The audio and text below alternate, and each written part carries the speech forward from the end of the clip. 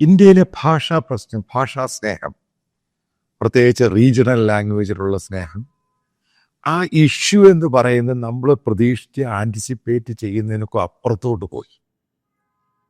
അതായത് കേന്ദ്ര ഗവൺമെൻറ് പറയുന്നുണ്ട് ഹിന്ദിയെ പ്രോത്സാഹിപ്പിക്കണം, അതിന് സിലബസിൻ്റെ അകത്ത് മാറ്റങ്ങൾ വരണം, പല ഹിന്ദിയുമായി ബന്ധപ്പെട്ട കൂടുതൽ പഠനവും മറ്റുള്ള കാര്യങ്ങൾ വരണം.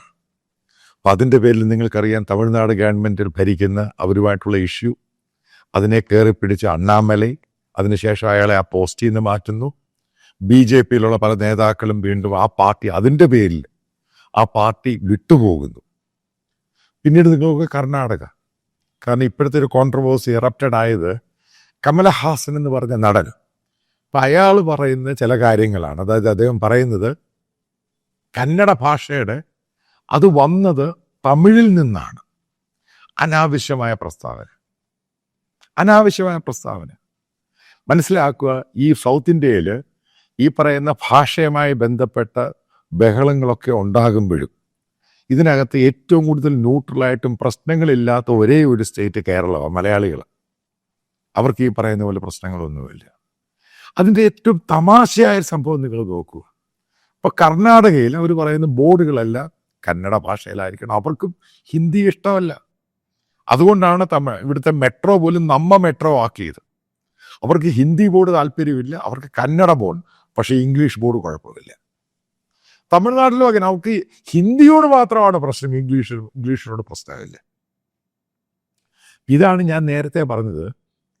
ഇപ്പം ഇന്ത്യയിൽ ഈ ഭാഷയുമായി ബന്ധപ്പെട്ട് ഗവൺമെൻറ് പല കാര്യങ്ങൾ ഇംപ്ലിമെൻ്റ് ചെയ്യാൻ നോക്കുമ്പോഴാണ്, അതിപ്പോൾ ഹിന്ദി ആണെങ്കിലും സാൻസ്കൃത് ആണെങ്കിലും മറ്റു ഭാഷകൾ, ഈ പറയുന്ന പോലെ സിമ്പിളൊന്നുമല്ല ഇത്.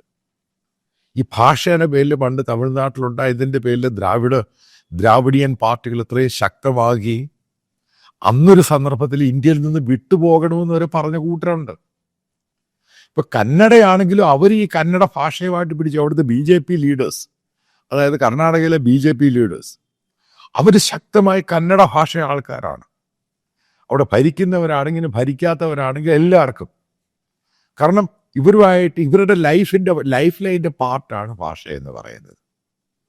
ഇവിടെ ചില സെലിബ്രിറ്റീസ്, ഇൻക്ലൂഡിങ് കമലഹാസനാണെങ്കിലും മറ്റുള്ള നടന്മാരൊക്കെ അവരവരുടെ മാർക്കറ്റിങ്ങിൻ്റെ ഭാഗമായിട്ട് ഉണ്ടാക്കിയെടുക്കുന്ന ഓരോ ഇഷ്യൂസ്, അതായത് സിനിമയുടെ ഓടി അങ്ങോട്ട് റിലീസുമായിട്ട് ബന്ധപ്പെട്ടാണ് ഈ സംഭവം ഉണ്ടാകുന്നത്.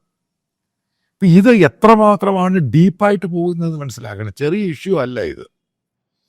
അതായത് ജനങ്ങളിനകത്തോട്ട് കയറി അങ്ങ് പോവുക. നിങ്ങൾ ആദ്യം മനസ്സിലാക്കേണ്ടത് ഈ തമിഴ്നാട് എന്ന് പറയുന്ന ആ സ്റ്റേറ്റിലെ കോയമ്പത്തൂർ ആ ഭാഗം, അതുപോലെ ചെന്നൈയുടെ ആ ഭാഗം, അതിൻ്റെ അകത്ത് കൂടുതലാരാ? തമിഴന്മാരെക്കാളും കൂടുതലുള്ള തെലുങ്കന്മാരും ഈ കന്നഡയുള്ളവർ. ഈ കോയമ്പത്തൂർ, നീലഗിരി ആ ബെൽറ്റ് നോക്കുക, അവിടെ ഏറ്റവും കൂടുതൽ തമിഴന്മാരല്ല, ഒറിജിനൽ തമിഴല്ല ആൾക്കാരോട് താമസിക്കുന്നത്. അവർ കന്നഡയിൽ നിന്ന് വന്നവരും ആന്ധ്രാക്കാരും പണ്ട് പല സമയത്തായിട്ട് കുടിയേറിയവരാണ്. ഇവരൊക്കെ വീടുകളിൽ സംസാരിക്കുന്ന ഭാഷ ഏതാ? കന്നഡ. ഇവർ ഈ തമിഴ്നാട്ടിലുള്ള, അതേപോലെ ഈ കോയമ്പത്തൂർ ആ ബെൽറ്റിലുള്ള ബിസിനസ്സുകാർ, നായിഡു കമ്മ്യൂണിറ്റി, അതേപോലെ ചൗധരി എന്നൊക്കെ പറയുന്ന പല ആൾക്കാർ, അവർ സംസാരിക്കുന്ന ഭാഷ ഏതാ? അവർ തെലുങ്ക വീടുകൾ സംസാരിക്കും. എനിക്ക് ഒത്തിരി ഫ്രണ്ട്സ് ഉണ്ട് ഈ മേഖലയിൽ. ഇവരൊക്കെ സംസാരിക്കുന്ന ഭാഷ അവർ താമസിക്കുന്ന വർഷങ്ങളോളം താമസിക്കുന്ന ഭാഷയല്ല. ഇവരെന്തിനിവിടെ വന്നു? രസകരമായ ഹിസ്റ്ററിയാണ്. അതായത് ആന്ധ്രയിലുണ്ടായിരുന്ന ആ ബെൽറ്റിൽ അവിടെ വളരെ സ്വാധീനിച്ച് അവരെ ഫോഴ്സ്ഫുള്ളായിട്ട് ഇസ്ലാമായിട്ട് കൺവേർട്ട് ചെയ്യാൻ ശ്രമിച്ചു. അതിൻ്റെ പേരിൽ അവിടുന്ന് മൈഗ്രേറ്റ് ചെയ്ത് വന്നവരാണ് ഈ പറയുന്ന കൂട്ടർ. അതേപോലെ തന്നെ കർണാടകയിൽ അവിടെ ഉണ്ട്. കാരണം നിസാമിൻ്റെ ഭരണം ആ ബെൽറ്റിലാണ് ഈ സംഭവം ഉണ്ടായേക്കുന്നത്. അതേപോലെ കർണാടകയിൽ ടിപ്പുവിൻ്റെ ഭരണ സമയത്ത് അവിടെയുള്ള ഹിന്ദുക്കളെ കൺവേർട്ട് ചെയ്യാൻ ശ്രമിച്ചു. അതിൻ്റെ പേരിൽ അവർ മൈഗ്രേറ്റ് ചെയ്തവരാണ്. ഇതിനൊക്കെ പല ഹിസ്റ്ററിയും ചരിത്രവും ഒക്കെ ഉണ്ട്. ഇവരെന്തിന് മൈഗ്രേറ്റ് ചെയ്തു, ഈ ഭാഗത്തോട്ട് പോയി? ഇതൊക്കെ പറയുന്നത് ഞാൻ ഉണ്ടാക്കിയെടുത്ത ചരിത്രമൊന്നുമല്ല, ഇത് ഹിസ്റ്ററിക്കകത്തുള്ള ചരിത്രമാണ്. എന്തുകൊണ്ടാണ് ഇവർ മൈഗ്രേറ്റ് ചെയ്തത്? പക്ഷെ പലതും നമ്മൾ മൂടി വെക്കുകയാണ് യഥാർത്ഥ ചരിത്രം. ഓക്കെ, ആ ചരിത്രം അവിടെ കിടക്കെ നമ്മൾ തൃപ്തിപ്പെടേണ്ട ആവശ്യമൊന്നുമില്ല. പക്ഷെ എല്ലാവരും ഒരു പ്ലൂറൽ സൊസൈറ്റി ജീവിക്കുമ്പോൾ, അതായത് അവർക്കെല്ലാം അവരവരുടെ ഭാഷയുണ്ട്, അപ്പം അതിനകത്തോട്ട് ഫോഴ്സ്ഫുള്ളായിട്ട് മറ്റുള്ള ഭാഷ കയറും. അവരാണ് മികച്ചത്, ഇതാണ് ഞങ്ങൾ പ്രായോഗികമായിട്ട് കൊണ്ടുവരണമെന്ന് പറയുമ്പോൾ, പ്രത്യേകിച്ച് സെലിബ്രിറ്റികൾ, ഇൻഫ്ലുവൻസേഴ്സും അങ്ങനെയുള്ള ഗവൺമെൻറ് ആൾക്കാരും പൊളിറ്റിക്കൽ പാർട്ടി, ഇത് അവർക്ക് കിട്ടുന്ന ഏറ്റവും വലിയൊരു ചാൻസ്. പെട്ടെന്ന് തമിഴിൻ്റെ അകത്തോട്ട് കയറി അതിഭയങ്കരമായി ഇതിലോട്ട് വരുന്നു. കന്നഡ വലിയ സംഭവമായിട്ട് വരുന്നു. നിങ്ങൾ മനസ്സിലാക്കുക, കർണാടകയിലും തമിഴ്നാട്ടിലൊക്കെ ഹിന്ദി ബോർഡ് ഗവൺമെൻറ്, കേന്ദ്ര ഗവൺമെൻറ്റിൻ്റെ ഓഫീസുകളിൽ വെക്കാൻ മാത്രമേ സമ്മതിച്ചിട്ടുള്ളൂ, റെയിൽവേ സ്റ്റേഷനിലും അതേപോലെ നാഷണൽ ഹൈവേയിലും. അപ്പം ഈ ഒരു രീതിയിലോട്ട്, കാരണം അവരുടെ ഭാഷ അവിടെയാണ്.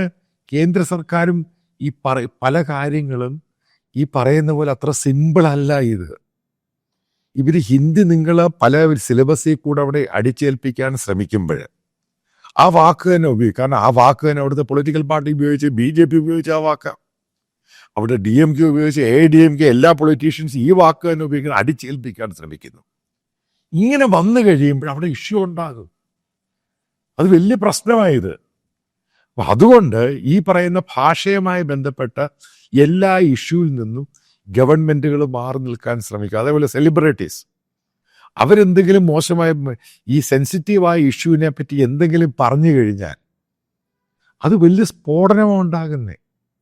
കലാപങ്ങൾ വരെ ഉണ്ടാകാം. നിങ്ങൾ കാവേരി ഇഷ്യൂവുമായി ബന്ധപ്പെട്ട് പെട്ടെന്ന് ടേൺ അറൗണ്ട് തമിഴ് കന്നഡ ഇഷ്യൂയിലോട്ട് പോയി, ഭാഷ ഇഷ്യൂയിലോട്ട്. കാരണം ബോർഡർ, തമിഴ്നാടിൻ്റെ ബോർഡറുണ്ട്, അതേപോലെ ആന്ധ്രയുടെ ബോർഡറുണ്ട്. ഇപ്പം തമിഴ്നാട് സിറ്റിക്കകത്ത് നിങ്ങൾ നോക്കുകയാണെങ്കിൽ അവിടെ ജോലി ചെയ്യുന്നവരുടെ പോപ്പുലേഷൻ എടുത്ത് നോക്കുക. അപ്പം അതിൻ്റെ തമിഴന്മാരെക്കാളും കൂടുതലും ഈ അതായത് ചെന്നൈ സിറ്റി ആണെങ്കിലും സേലം സിറ്റി ആണെങ്കിലും കോയമ്പത്തൂർ ജോലി ചെയ്യുന്ന ലേബർ തമിഴന്മാരെല്ലാം കൂടുതൽ. മറ്റുള്ള സ്റ്റേറ്റിൽ നിന്നാണ് ആൾക്കാരും അതേപോലെ കന്നഡക്കാരും മറ്റുള്ള ആൾക്കാരുമാണ് ഏറ്റവും കൂടുതൽ ജോലി ചെയ്യുന്നത്. ഇപ്പം ഏറ്റവും കൂടുതൽ അവിടെയുള്ള ഈ ടെക്സ്റ്റൈൽ മിൽസ്, അതായത് ഈ പറയുന്ന കോയമ്പത്തൂരും സേലവും തിരുപ്പൂറും ഒക്കെ എടുത്ത് നോക്കുവാണെങ്കിൽ അതിൻ്റെ അകത്ത് 100 പേരിൽ 10 പേരേ ഉള്ളൂ തമിഴന്മാർ. ബാക്കിയെല്ലാം ബംഗാളികളും ജാർഖണ്ഡിൽ നിന്നും ആസാമിൽ നിന്നും മറ്റുള്ള സ്റ്റേറ്റിൽ നിന്ന് വന്നവരെ. ഇതാണ് ഇവിടുത്തെ പ്രധാനപ്പെട്ട ഇഷ്യൂ എന്ന് പറയുന്നത്. അപ്പോഴും അവർക്ക് ഈ ഭാഷയുമായിട്ട് തമിഴരുടെ ഭാഷയുമായിട്ട് നല്ല ബന്ധമുണ്ട്. അത് ഒരു കാരണവശാലും നിങ്ങൾ ശ്രദ്ധിച്ചോണം, ഇവരൊന്നും ഇംഗ്ലീഷിനെതിരല്ല. അതെന്താ ഇംഗ്ലീഷിനെതിരില്ലാത്ത? കാരണം ഇംഗ്ലീഷ് ലാംഗ്വേജ് ഇവരുടെ മക്കളോ ഒക്കെ പഠിച്ചു കഴിഞ്ഞാൽ അപ്പോൾ ഗ്ലോബലായിട്ട് അവർക്ക് സർവൈവ് ചെയ്യാൻ സാധിക്കും. ഇതുകൊണ്ട് തന്നെയാണ് ഒരിക്കൽ ഇൻഫോസിസിൻ്റെ നാരായണമൂർത്തി പറഞ്ഞത്, ഈ ഹിന്ദി ഭാഷ ഉപയോഗിച്ച് ഇന്ത്യയെ ജോയിൻ ചെയ്യാൻ പറ്റത്തില്ല.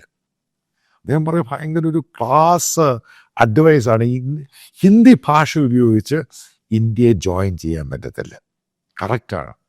കാരണം സൗത്ത് ഇന്ത്യയിലുള്ള സ്റ്റേറ്റുകൾ ഉദ്ദേശിക്കുന്നത് ഹിന്ദി എന്ന് പറയുന്നത് നോർത്ത് ഇന്ത്യക്കാരുടെ ഭാഷയാണ്. അത് ഈ സൗത്ത് ഇന്ത്യയിൽ അടിച്ചേൽപ്പിക്കുന്ന തെറ്റാണ്. ഇതാണ് പറഞ്ഞത്.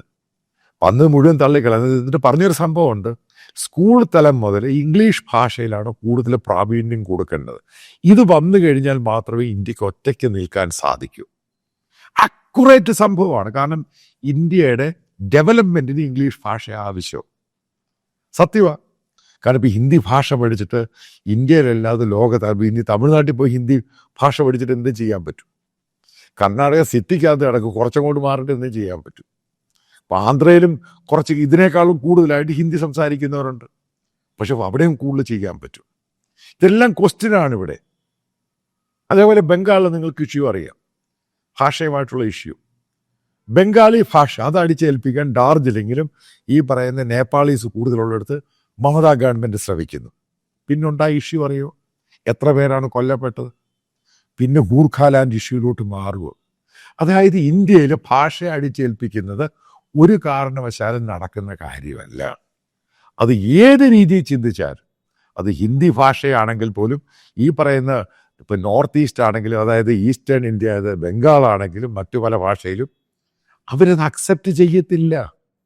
അതേപോലെയാണ് സൗത്ത് ഇന്ത്യ. ഇതാണ് ഇതിൻ്റെ പ്രധാന കാരണം. ഇപ്പോൾ കർണാടകയിലൊരു ഇഷ്യൂ പറയാം.